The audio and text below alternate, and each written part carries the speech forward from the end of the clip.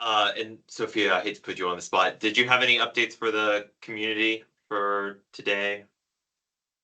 No big updates. I do want to see if anyone does want to come off of mute and share some of their customer stories. I didn't have anyone who reached out, but no other big updates from my end. Alrighty, it is 8:05 Seattle time. So we'll go ahead and kick things off.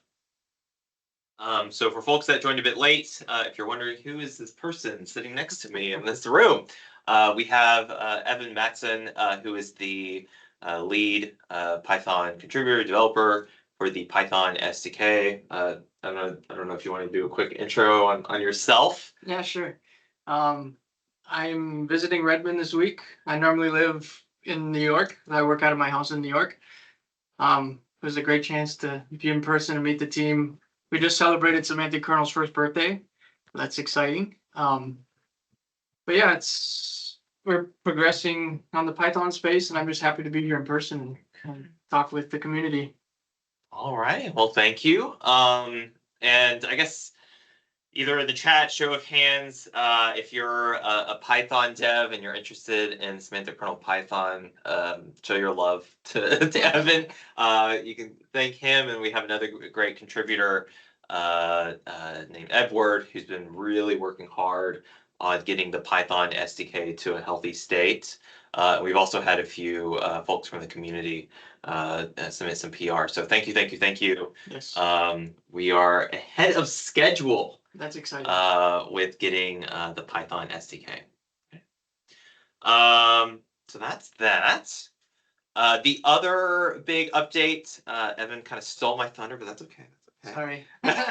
Semantic Kernel is 1 year old. We did a blog post. Evan did it. The other Evan on the team did a blog post celebrating that. Happy birthday, Semantic Kernel.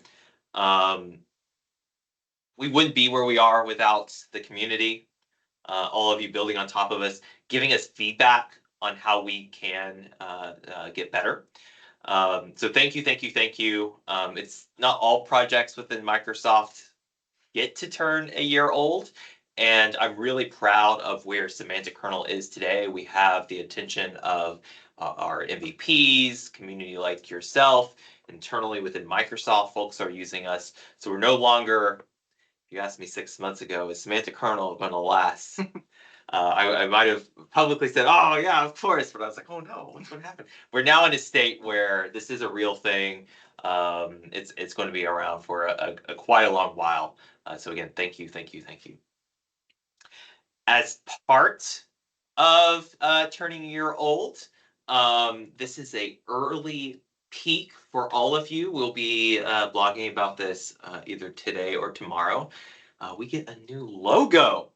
A new logo, y'all. So we were a bit of a fly-by-night operation a year ago when we first launched. So we had oh, is my computer going to freeze on me? Of course it is. So once my computer freezes, aha. So anyway, we worked with the official powers that be to get a real logo for Semantic Kernel. And so that's kind of what you're looking at on the left here. One, it has this nice kind of S shape, so that we can kind of see the S for Semantic Kernel, which is always nice. But the other piece that I really like is you kind of have these two hemispheres that are coming together around this really solid core, right? Your kernel, right? And so when we do the blog post, we'll be telling a little bit more story around this icon, what it means, what it represents, kind of moving forward. For me, what it represents is kind of this bridging of your semantic logic, so using the AI, sending prompts, and combining it with your native code, right? Allowing the AI to call those functions so that it can start automating the work that you do. This middle bit, this really solid core, is kind of the hardest semantic kernel, right? Unlike LangChain, that is these chains of kind of arbitrary steps, we are a little bit more opinionated, but that means you have things like telemetry. It means you have things like observability through events and filters. It means you can have that responsible AI, that enterprise readiness, you're not building with Semantic Kernel just research projects. You're building actual enterprise applications that are meant to drive productivity, and you really need a solid core to depend on in order for that to happen. So we're super excited to share this all with you. Again, we'll be having a blog post about that. And I think those are all like the main updates from the Semantic Kernel side. I think we recently had an update to our NuGet package. We're like 1.6.3 or something. So check that out. And what's the latest on Python, Evan? I think it's 0.9.3. And I think we're gonna push one today or tomorrow. Okay, cool. Oh yeah, there's a lot of news. Actually, you want to share some of the updates that are coming to the Python SDK over the last like week or so? Yeah, so we in 0.9.3 we actually got out, I think that was Friday. We got out the new templating languages. Yep. So Jinja 2 templating support, handlebar support, those came out at the same time. Not to overload everyone, but I think it's exciting. This week I think there's some smaller fixes kind of around how chat history is handled. We're gonna write a blog post about chat history. I think it's important to cover how to use it, what does it mean to have a system message, a user message, and all that. So we are gonna get out a templating blog post too this week. Perfect. So that's gonna help everybody understand how to use it, what's there. But I think it's super fun. Cool. I am getting excited. We're this close to being able to have like the same prompt YAML file. Actually, we do have YAML. Okay. So Jeffrey from the community, thank you so much for getting that started. We then finished YAML this week. Great. And so great. We can compare YAML prompts. And there's already wonderful bugs, so mismatches between behaviors. So that'll be a really great forcing function to make sure all of our SDKs actually perform the same way. Yep. Alrighty, so those are all the Semantic Kernel updates that I wanted to share. At this point, we can open it up to community questions. So that, as always, feel free to leave a message in the chat. Raise your hand if you want to come off mute, and we will get these questions burned down. Teams, take a quick look. So there is Tom, one in chat. Yeah. Perfect. Yeah, if you want to read it out for us, Sophia. Yeah, perfect. So Tom has a couple of questions on the C# SDK. The first one is, did you say a week or so ago that there would be a sample for joining the app builder and kernel service collections? Sample for, this is dependency injection, yes? Yes, correct. Okay. I've been promising this thing forever. It's finally here. Okay, so let's take a look at this thing. So let's go ahead and open up GitHub. We're going to go into .NET and our samples. And we now have this sample called Home Automation, which is all about how to do dependency injection. Hooray! I want to post this in the chat. I think Sophia is working with Gil, the developer who worked on this, to get a blog post out on it. But I just kind of want to walk through some of the core patterns that we discovered as we were doing this, so that all of you kind of have this knowledge kind of moving forward. So here we can see we're creating a builder, and we add a bunch of different services.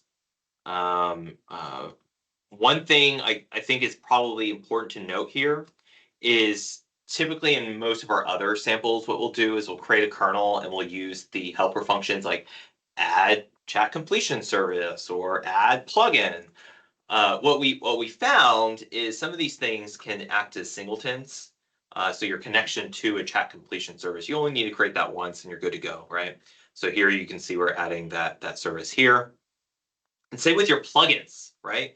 So a lot of times the plugins that you're using don't need to change, right? So go ahead and add them as singletons or as keyed singletons so that all of your different kernels can just reuse them whenever you want. Right? That then poses a challenge. If all of these things are added as services to your builder, how do you actually construct the kernel so that you can use it? So here we're adding some more plugins, showing how that's done. And here is kind of where the magic happens, where we actually create the kernel. Now, the recommendation that we're going to start providing the community and to customers is to make the kernel transient. I've gotten a lot of questions like, why are we making the kernel transient? The main reason is the plugin collection, the plugins that the kernel can use, is mutable. And so there are scenarios where someone accidentally adds or removes a plugin, and then that would have cascading effects through your entire application. If you make it transient, all those problems just like poof out of existence. And because the kernel is so lightweight, and because you're already taking all of your plugins and making them singletons elsewhere in the builder, creating this kernel is extremely performant, isn't really going to add much, maybe like a couple milliseconds, and you're good to go, right? And as you're creating this kernel, all you're then doing is grabbing that service provider, grabbing those singletons that have already been defined for you, right? A time plugin, the alarm plugin, these keyed ones, adding it to that plugin collection, and then you can provide a kernel that has all of the services. So again, we're passing that service provider into the kernel, which has our chat completion service and the specific plugin collection for that kernel. And this is important because as we start having multi-agent scenarios and applications, you'll likely have several different keyed transient kernels in your application. This one we have a home automation one. I have dreams of updating this sample so that we have like a kitchen kernel and an office kernel, and they all have different plugins for different home automation, right? And they can all work together with their own different sets of plugin collections. So that hopefully this sample helps kind of establish some of those core dependency injection patterns. And if you have any questions, if you have any feedback, definitely reach out to us, either file an issue or leverage the discussions feature within GitHub. Did that answer your question, Tom? Yeah, that was great. I'll take a look at that code. But yeah, great to see that. I had a couple of other questions, so while I'm talking, I might as well continue. Yeah, go for it. Another one was about chat history. I think in a previous session, again, we spoke about an integration with the OpenAI assistance side of things. We're not going down the OpenAI assistant route at the moment. We're using Azure OpenAI, and we're kind of managing that ourselves. Do you have any recommendations or plans or, I don't know, guidance on how to best persist that chat history so that users can come back and continue a conversation later? Great question. So we don't have anything super opinionated right now. We've had some conversations with the Cosmos DB team. I met with the Redis cache team last week. They are coming up with samples and solutions on, okay, how do you persist these chat history objects? So I think we'll have more opinionated guidance over time. In the meantime, though, storing the chat history either in a scoped service inside of your dependency injection, or saving it inside of like a Cosmos DB connection or Redis cache is probably your best bet and what we'll probably be recommending. But yeah, we don't have any concrete samples today. Okay, yeah. At the moment, my approach is effectively get all the messages from Azure Cosmos DB at the moment, load those into chat history. I'm using the auto execute the plugins, so it will go ahead and do that. It will stream a response back to the user, and then afterwards I go and have a look at the chat history and go, oh, there's been a couple of messages in there because it went to the assistant, it came back with a tool call, the tool obviously responded, and then the final response. And I add those all to Cosmos DB so that next time we have the ability to pull all of those back again. So that sounds perfect. Are you running into any issues that we should know about before we recommend it to everyone? Not at the moment, apart from it feels a little bit backwards.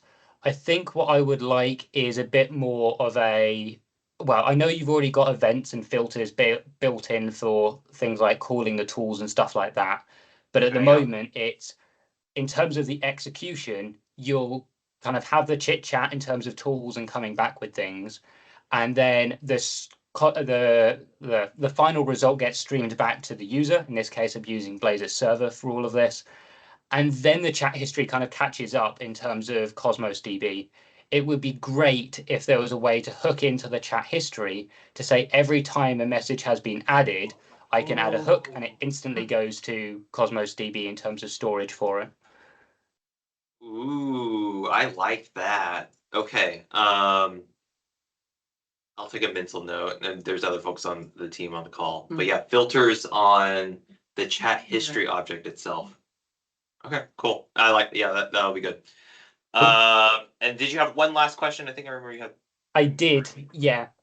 So you've done some great work on observability and seeing all the token stuff and the metrics, and that's incredible.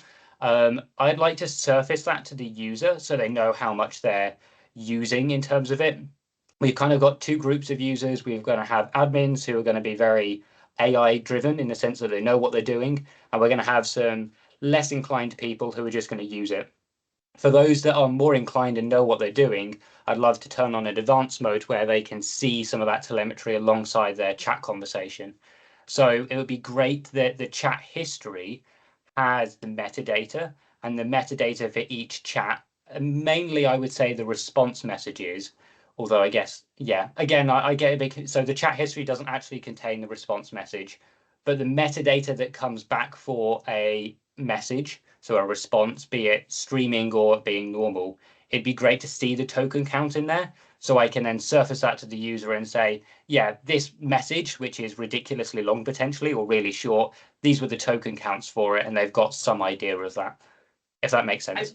I want to say that's available today because the chat history object is just a collection of chat message contents, which does have a metadata field. The tokens, yeah. The challenge, this goes for everyone on the call, the challenge that we have today is the metadata on token usage only shows up for non-streaming endpoints. The Azure OpenAI SDK does not provide that information for streaming.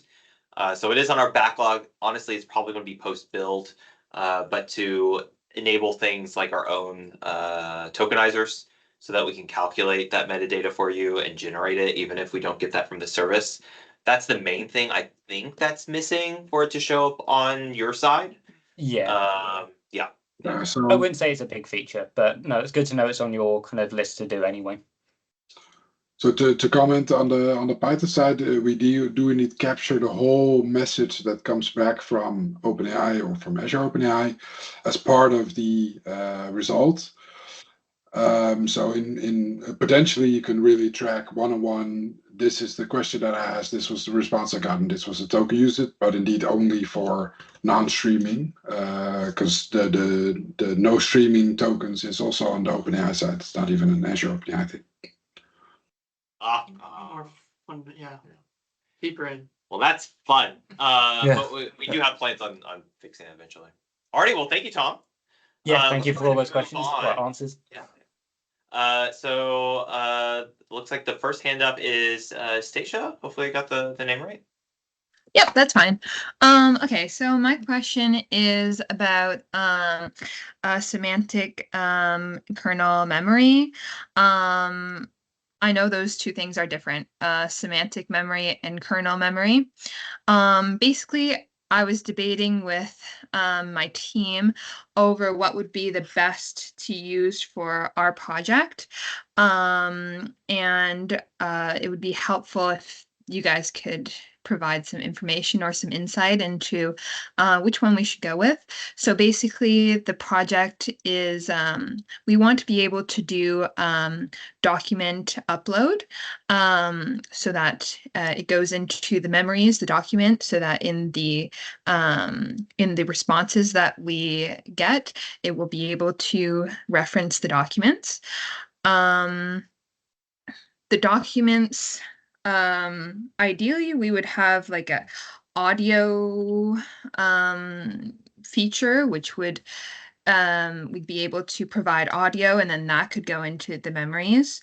But basically we don't need a lot of documents. The requirements for documents is pretty low, and we don't need to really store them past the current session. We don't need to store them in any CosmoDB database or anything like that.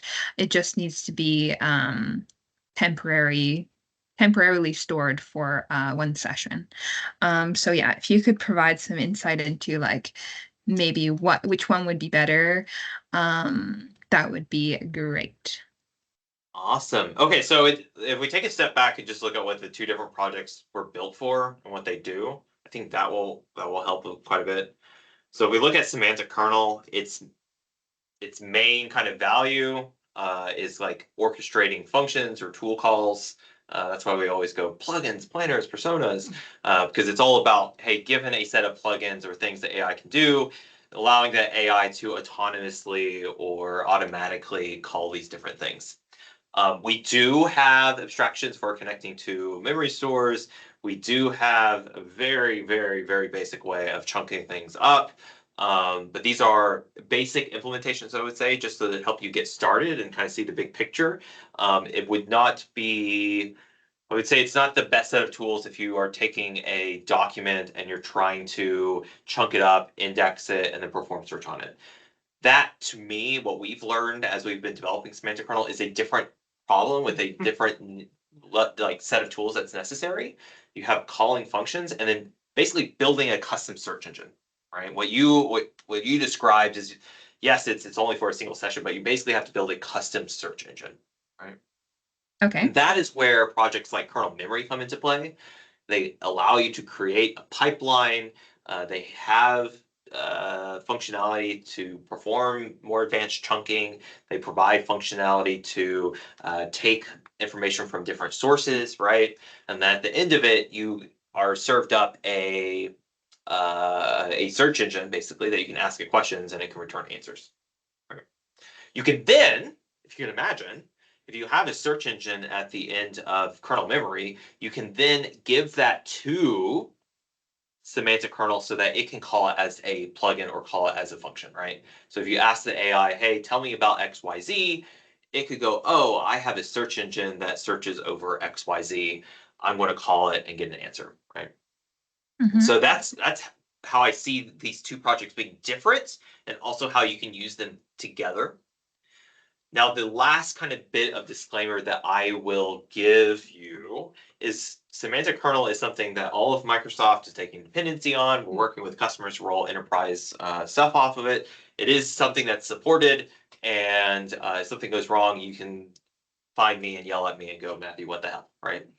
So, like, awesome, right? You want things where you can yell at someone. Kernel memory is more of a research project. It is not something that we necessarily expect to be in production. We know several customers have done that and have a success. And if you are familiar with open source and you're willing to like fork things and fix things and send PRs if you need it, if that's in your wheelhouse, if you're comfortable with it, like more power to you. You can use this thing, but you're not going to get the same level of support as Semantic Kernel. If you still need this, but you still want that same level of support, the other big project I'd recommend in the open source community is something called Llama Index.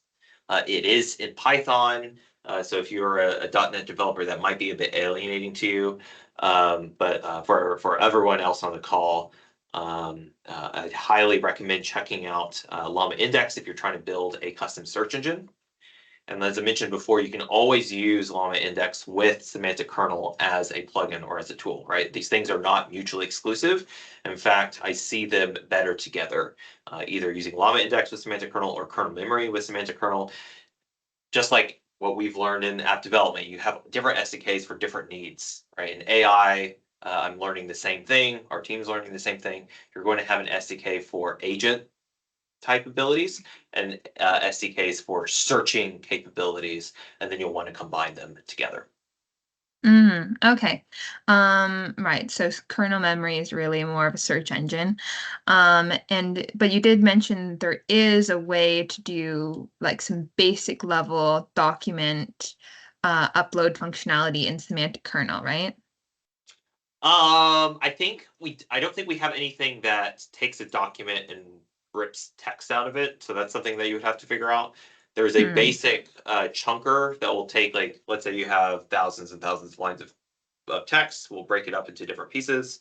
And we do have some basic connectors that will take the chunks and save them inside of a vector DB. So all of that is there. Okay. Okay.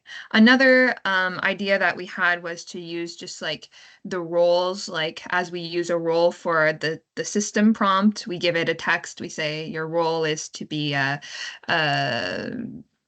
whatever the system prompt is. Yep, And we yep, could yep. also use roles for like history and context and for user messages, as you were speaking about earlier.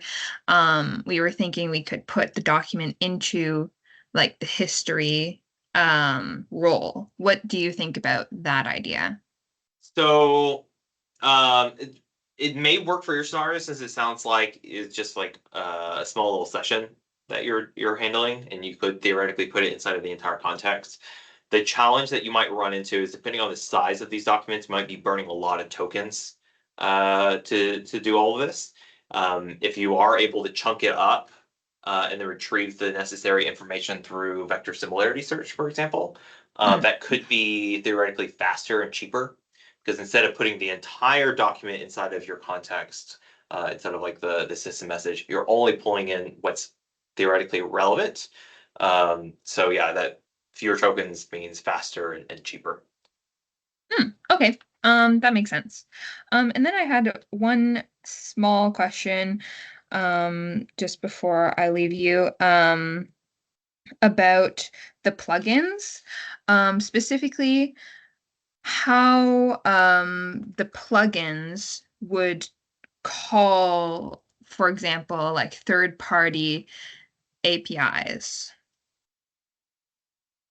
Great question. So for that, let's see if I can show a sample that I've been working with Sophia on without accidentally sharing some secrets. Okay, so let's see. Okay, yeah, we're good. Okay. So earlier up in this code, if I scrolled up some more, you'd see some secrets. So we're going to stop scrolling. What you can see here is we're creating a connection to Graph, which you can imagine like is a third-party API, and we're actually authenticating so that we can get a user's token, right? And this is important because when you actually create your plugin and add it to the kernel, so we're adding from an object this bookings plugin and giving it to the kernel, we can pass in this connection to that API. Right. Okay. So basically what we're showing here is you do the authentication outside of Semantic Kernel, but when you create and add the plugin to the kernel, you can then add that connection, add that authentication to that plugin. So when you actually use the plugin and when it gets invoked, we can see in the constructor for the bookings plugin, all of this great information, which includes that graph client that's already been authenticated. And then when we are inside of the actual function that the AI is going to call, we can then simply reuse it. So the kernel, the agent, the AI, it doesn't know anything about the authentication, but you're able to basically sideload this information so that behind the scenes, you've authenticated and it can call this third-party API. So that's one way. And then the other way, we do have a way of importing an API that is expressed with an an Open API spec. I think we had an example in here. Yeah, right here. So if you have a URI to an Open API or AI spec, you can import it that way. I forget how the authentication is handled there, but I believe we have similar capabilities where you can sideload the authentication. Oh, okay. Sounds good. That clears things up a lot. Thank you. Alrighty. Cheers. Okay. So let's go ahead and jump to the next person that has their hand up. Srinivasan. Hey, Alex. Yeah, you can call me Sai. Okay. It's pretty long. Yeah. So I'm relatively new to this SK community. It's been a week. Already it sounds promising, trying to play around with this stuff. I have 2 to 3 questions. So first one, I saw those templates and examples. I'm trying to play around. So I could see the services are offered, like loading OpenAI, Azure, OpenAI, and Hugging Face. But typically in an enterprise environment, we would have a private endpoint created and a proxy layer on top in front. So do you have any examples that kind of talks about going through this proxy layer or these private endpoints instead of directly providing the keys and deployment models, how it's been implemented in these examples? I believe we do. Mark, do you know one on the top of your head? If not, So actually, sorry, could you repeat the question?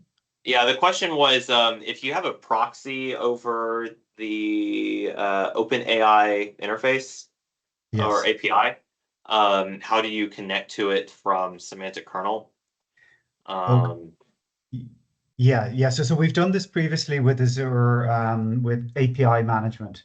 And basically the way it works is that you need to instantiate the Azure client that our connector is going to use.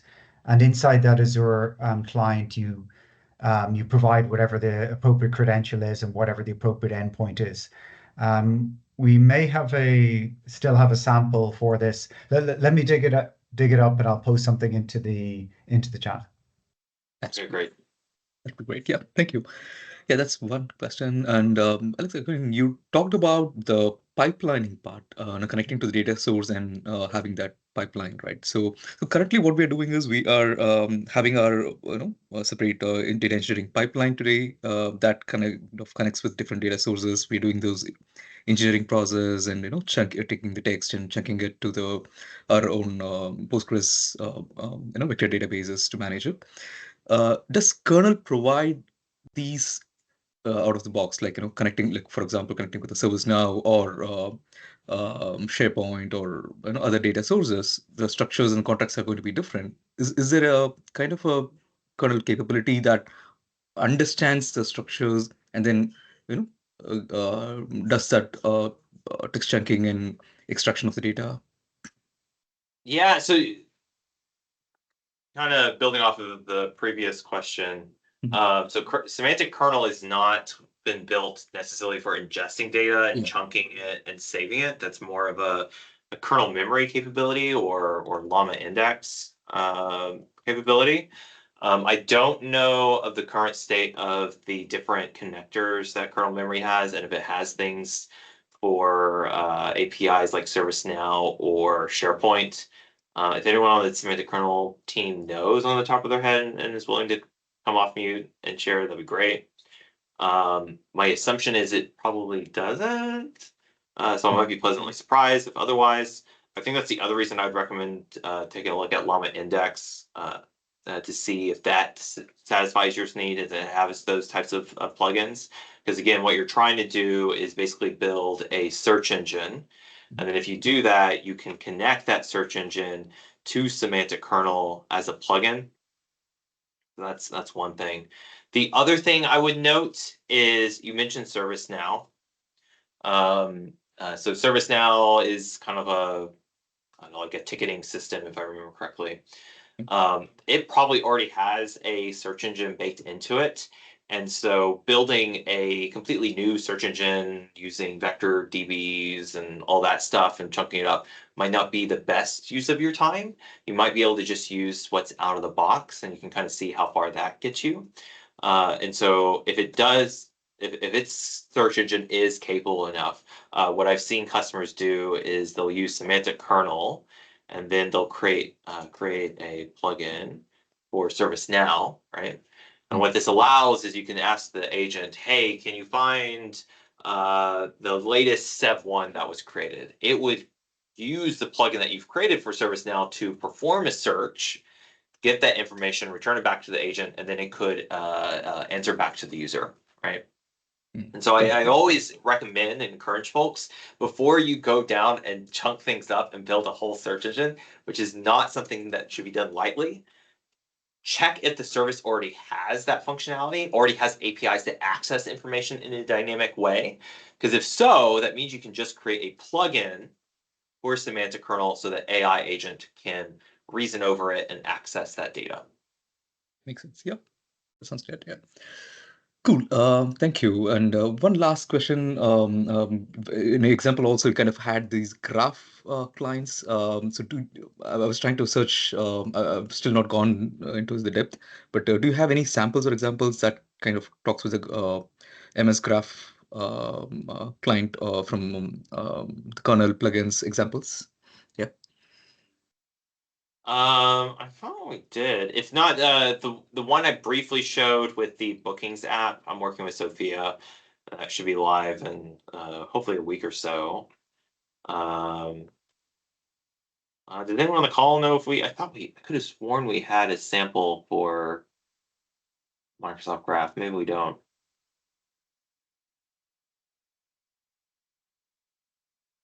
I'm going to take silence. There was a demo a couple weeks ago, and that was using the Microsoft Planner. So not Semantic Kernel planners, but Microsoft Planner. And I think that was using Graph at that point. But that wasn't part of this. This was a separate person. Correct. That was by Jose. I don't think he's blogged about that quite yet. So if you give us a week, we will have Sophia's demo checked up, and you can take a look at it. Yeah, as I said, Matthew, I don't think that we do have any in the repo because we run tests on all these, and it's hard to run tests against Graph in the Microsoft tenant. That's the issue for us. So cool. So we'll get back to you. All right. Yeah, sounds good. Thank you so much. I mean, this is promising. I'm still looking forward to we're excited to have you. Yeah. Thanks all. Okay, Anthony, you have your hand up. Hi, can you hear me? Can. Yes, I have a quick question, maybe a little technical question. That I implemented the Azure Cognitive Search Memory using index. It worked nicely, but when I ask a question that doesn't have the information from the provided context in the memory, it's always return something from the memory. How do I fix that? So for example, if I ask something that doesn't have the information from the memory, it should return something like they can find information around my ask. Does that make sense? Is it clear? Yeah, so when you say, okay, so let's say you have a bunch of docs about cats, and then you ask it about dogs. Obviously, there's not going to be anything about dogs, so there should be no chunks that come back, but the LLM still answers questions about dogs. Is that what you're running into? Yeah, so let's say I have a document about dog, cat, and horse, and then I ask about snake, which is not in the context, right? So it returned me dog. Yeah, so without looking at your code, I could imagine a couple things going on. So typically when you do an Azure AI search, it'll find whatever is closest. And so it's going to try, like, even if the closest thing is a mile away, it's still going to retrieve it and give it back to you. So there is this concept, I believe it's called a threshold. Relevancy threshold. Relevancy threshold. So you want to tune that to something that actually makes sense. So that's number one. A lot of folks, what they'll do is then they'll give whatever results that come back, give it to the AI and say, hey, using this information, answer the user's question. And another challenge that can happen is if no results come back, or maybe the incorrect results come back, the AI will be overly helpful and will try to answer it anyway. And so you'll want to update your system prompt to say something to the effect of, if the information that's needed to answer the user's question is not in these chunks, say, I don't know, like give the AI an out, almost like create an if-then statement. If information is in chunks, answer. If information is not, say, I don't know. That also typically helps make sure that the AI doesn't hallucinate or say something that isn't actually coming in from this data. Yeah, one thing I can just add to this is that with Azure AI Search, there is an option to use semantic search. And if you configure that, then if your question can be answered from within your data, you'll get an exact answer back. And you'll get a reference to kind of like, where in the data that answer came from. And that's typically the most reliable answer you're going to get. Like, what as Matthew said, you need to check the kind of like, the scores, the relevancy scores that you're getting back, because once they fall below a particular threshold, they can probably be ignored. Okay, thank you. Yeah, I do use the semantic memory search. The only plugin that I input is import plugin from object, which is the text memory plugin, and that's all I use. So you recommend me to update the system message, right? To check. So two things. Make sure you're using relevancy threshold, and then the second one, you'll likely need to update your system message. And then to Mark's point, there's some additional searching mechanisms within Azure AI Search that returns even better results. Those are unfortunately not supported by our text search plugin today. I forget what it's called. So we do have an example of how you can build a custom plugin that can use more of these advanced features. I'm just finding it now. Mark, do you remember what it's called? I don't, but I can dig it up and I can paste it into the chat if you don't find it. Yeah, that would be perfect. Okay, cool. All right, thank you. Sure. And then in the Alrighty, so- chat, I've seen one question that wasn't answered. Thanks, Evan, Edward, and Mark for answering all of them. How would you compare Llama Index to Azure AI Search? Azure AI Search. I love this question. Okay, so Llama Index is an SDK or a framework, and Azure AI Search is a service. And so the reason why you would use a service is, this goes for everything in the world, right? You pay really competent people to build something or give you something that just kind of works out of the box, right? So they have developed like several different search mechanisms that you can turn on and off. They're starting to add more ways of like ingesting data more easily. And then because it's a service, it just gets better over time. And so if you're just wanting a basic or a moderately complex search engine, using Azure AI Search is probably sufficient for your needs, and you're good to go. There are, however, going to be advanced scenarios, just like how a lot of us make a living by writing custom code, right? Not all services are generic enough to satisfy everything. And at that point, you need something that can allow you to build your own custom search engine, right? From basically the bare metal up.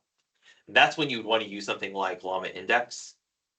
They give you a bunch of capabilities to come up with different graphs and ways of modeling your data so that when you do perform a search, you actually grab the right information. This is not, I would say, for the faint of heart. It is fairly complex, which is why I typically recommend folks like, hey, just try Azure AI Search and see if it does what you need. To further complexify things, Llama Index does provide connectors to Azure AI Search, so there's like worlds where you can like use them together, which is exciting. But that's the TLD high level view of, hey, if you have something simple, you're just like doing some basic searching on your Word documents or PDFs, use Azure AI Search. If you have some very special complex scenarios and this just isn't cutting it for you, using something like Llama Index or kernel memory would be helpful. Okay. Good question. Sophia, are there any other questions? I'm not seeing any other ones in chat, but I would love if anyone wants to come off of mute and go through questions. If there are any samples individuals are working through that they want to share or be able to discuss, that'd be great. I do see a hand raised if you want to come off of mute. Yeah, hi Sophia. Like say again, Sa here. So talking about search, right? I mean, just trying to brainstorm here. And Alex, you again suggested like not having to have the text chunks create recreate the search again by storing data in vector text, right? So if you take a classic scenario, for example, if I wanted to use a SharePoint search, I call a search with terminologies and stuff. Okay, it gives me back some data. It could be the huge chunk of information could be in a large document, right? So unless I have these data vectorized, I'm not sure how the responses would be coming back without having them chunked, right? So is there any strategy that you would suggest? Like once you identify the outcome, and then again dynamically you create those chunks and then generate the responses using. I'm not able to clearly think loud. Yeah. Yeah. So okay, so this is a good example. So not all searches are created equal. So what we have found is like something like a Bing search, you can search and you really get the snippets at the top, and that's enough information for the LLM. It's great. Cool, great. You called out SharePoint search, where it's not returning chunks of data or snippets. It's returning like, here's a pointer to the document. Good luck. Right? In that case, yes, you would need to do extra work on your side to like chunk it up and vectorize it and be able to search it, right? So that you can spoon feed it to an LLM. I want to be careful with what I say. You can imagine that because chunks to feed to LLMs is so important, that many companies are working to update their search APIs to provide that functionality. Period. So like, let's take ServiceNow, for example. I have no idea what ServiceNow's roadmap is. I'd be shocked. I'd be shocked if they are not furiously working on updating their APIs so that it can provide more intelligent chunk data back so that an LLM can consume it and use it, right? And so I've been encouraging folks that like if there's an API that they love dearly and they want to use it with their LLMs and they are thinking, oh, it's not perfect yet, so I'm going to build out this whole parallel duplicate search engine in order to eke out like this 5% improvement. I'm like, I don't know if that's the good use of your time, because I'd be shocked again if something like ServiceNow in 6 months' time doesn't ship something like that out of the box, because they're getting this complaint from all of their different customers, right? And so I would just say be careful with what you're investing in now and kind of having some sort of sixth sense of like, would this search API get better over time? And if you think it will, if you have visibility into that services roadmap, if you can influence their roadmap, that I think is a better use of your time, so that you can focus on other aspects of building out your co-pilots or your agents. Right, totally agreed. I mean, because that's the confusion right now we are, and where to spend this time, or is it worth? Okay, cool. Any suggestions on the SharePoint side? I mean, do we know what is the roadmap there on SharePoint? So because I'm not from the SharePoint team, I'm just going to say I don't know.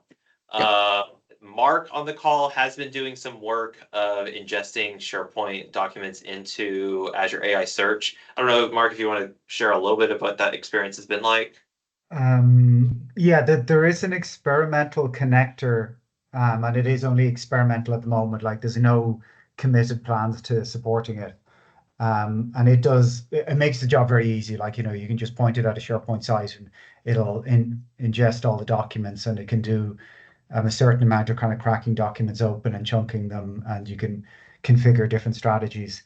Where you start to kind of run into problems is that all of the ACL information doesn't come over with the documents, right? So once you put the documents into Azure AI Search, whoever has access to the application that's using it has access to all the documents, right? So you need to be very careful about what you put in, Right. So. Yep. Thanks, guys. We appreciate it. Yep. So we have time for maybe like one or two more questions. So let's do Stefano, and then we'll do Nicholas, and then we'll wrap up for the day. So Stefano, why don't you start first? Okay, hi everyone. Thank you for the space. Actually, we are building a rack, and we enrich the context. Everything is working fine, but we are noticing that actually when you are like prompting or the user request math expressions, maybe LLMs doesn't deal well with that. And I think I saw an example with some in the planner, some like, let's say, semantic functions that maybe gets called by the planner, right? But the thing is that planner is in pre-release. So just two things. Is actually a fact that LLMs doesn't deal well with math calculation and sometimes do it well, but it is not a logical engine, right? So I think they always will, sometimes will fail, but actually is the correct way to solve or deal with that, knowing that semantic kernel handlebars, that planet is in a pre-release state. Yeah. Okay, so yes, they are called large language models for a reason. They're not good at math or computation. So yes, you are correct on that point. As part of our examples, we have a very, very, very basic math plugin. We show how to use it with the planners. As you called out, our planners are still in preview, but you know what's not in preview? Automatic function calling. So if you want to go ahead and use a math plugin and give it to automatic function calling, the LLM will be smart enough to actually run it. And that is non-experimental. You're good to go. It's non-preview. So that's point number one. Point number two, kind of the bleeding edge, if you want to be super advanced, is if you are using the Assistance API, you have access to what they call a code interpreter. Basically, the AI can write Python code that gets executed in a safe Python environment. That is where I see a lot of folks have even better success with math, because basically it has all of Python to write some sort of logical expression, get the answer, and provide it to the user. So just to recap, yes, LLMs are bad at math. If you don't want to use a preview planners, use automatic function calling. And then if you really want to be cutting edge, use code interpreter from the Assistance API. But actually, that Assistant API comes from OpenAI. That's come from OpenAI, but I think it's in preview also. In Semantic Kernel, it is a preview package. It is also provided by Azure OpenAI. So yeah, those are the two kind of options that you have. All righty. Okay, thank you so much. So in the last 3 minutes, let's go ahead and pass off to Nicholas and get one last question in. Hey, thank you for your time here today. How are you all doing? You're doing great. That's great. Tell me your names. I don't even know your name. I'm Matthew, and this is Evan with me. Hello. All right, great. Thank you. I'm here in Virginia, and I have part A, B, and C, but whatever information I can get, I will. So the first is we are trying to implement Azure Chat as a basically a service here at our school, and so we have deployed it in Azure, and I have a number of questions. It looked like Vic Perdana and Phoebe Rutha. If I have particular questions, where's the best place to ask those? Should I try to find some on Discord? How can I get a hold of the people who demoed the actual Azure Chat? So I'm not super familiar with Azure Chat. Is this Here, I'll put it down. if you don't mind putting the link down. Sure. So there's a Semantic Kernel Discord. Most of the community is there, and I'm just gonna be honest. Like the product team could probably do a better job of nurturing and answering questions there. We are going to be starting to leverage the discussions in the Semantic Kernel repo much more heavily. So we'll start recommending folks to use this place to ask questions. I believe, however, the repo that you recommended is not powered by the Semantic Kernel team. If you run into issues, I definitely recommend like creating issues. It doesn't look like they have a discussions board. So unfortunately, I don't have a good answer for you on this one since this is outside of the Semantic Kernel team. But yeah, I would probably start with issues. Okay, so it was such a great demo. It's basically, do any of these names ring a bell? Like Fivi Rutha, Vic Perdana, Simon Lamb, any of those? Those. Yeah, so Vic does, and a few other ones sound familiar. So I run into these folks, but this is probably not the venue to get answers on this particular thing. So if you want to send me an email, I can try to find you a contact. But I don't think, from the semantic kernel side, we won't be able to support you on this one. All right, so it's just so Bolanos. It was just Matthew.Bolanos@Microsoft.com. If you click on my name, you should be able to get it. It's a little bit different. Okay. All right, I'll do that. So cool. Alrighty. All right. So can I do part B and C, or am I done? We are over. Let's choose one of your favorites, B or C. Okay.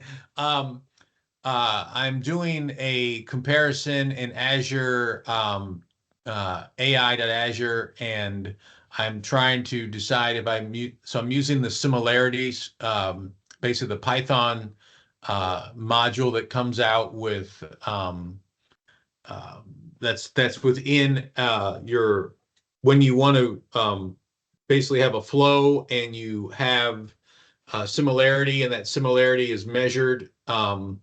Can either be through vectors or it can be used through semantic like basically language semantics. And I'm curious, do you know anything about whether I should try both? Is one for sure going to give a better similarity score if I have a prompt gives an answer, but I have the real answer as well, that and I want to compare the similarity between the two? Should I make them both vectors or just use a semantic comparison? Yeah, so if you're using Azure AI Search, they have something called hybrid, and they'll actually use both techniques. That's kind of what they bill as the best. I believe that team, again, that's not the semantic kernel team, it's the Azure AI Search team, but I believe they have some docs that kind of actually walks through kind of the effective quality of both. But kind of what they've told us to recommend to customers is using the hybrid search typically yields the best results. All right, great. I will take that. Matt, do either groups that you just mentioned also, well, I'll send an email, so I'll let you go. Your time's valuable. I'll just ask you then. Awesome. Thank you so much. Thanks, y'all. And we'll be in touch next week. Yeah. Cheers. Thank you. Adios. Bye. Bye.